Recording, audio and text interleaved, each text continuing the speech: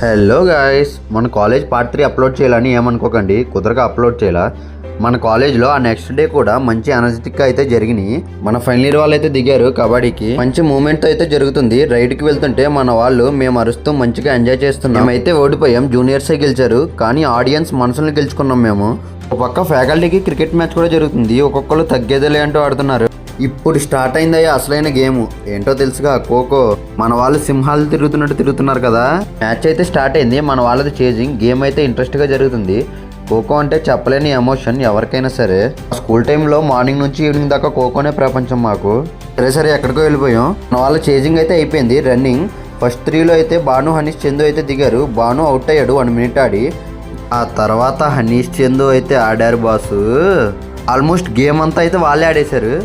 ఎలా అయితే గేమ్ అయితే ఫైనల్ ఇయర్దే, జూనియర్స్ కూడా ఉన్నారులే, టీం మాత్రం ఫైనల్ ఇయర్దే. టీం నేమ్ ఏంటనుకున్నారు? సలార్.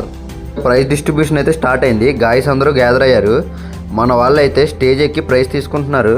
చిన్నగా స్టెప్ వేస్తా కిందకైతే వచ్చారు. ఇంకా లాస్ట్గా డీజేతో 2 స్టెప్లు వేసి ఇంటికైతే చెలో అన్నాం. కాలేజీలో రేపు అంటే వెన్స్డే ఈవెంట్ అయితే ఉంది. మస్తు అంటే మస్తు ఉంటుంది. రేపు ఎవరు మిస్ అవ్వద్దు, అందరూ మర్చిపోకుండా చూడండి. గైస్ మొన్నట్లాగా లేట్గా అప్లోడ్ చేస్తా అనుకోమండి, కుదరక అప్లోడ్ చేయాలి మొన్న. ఇవాళ మాత్రం రేపు ఈవినింగే అప్లోడ్ చేసేస్తా.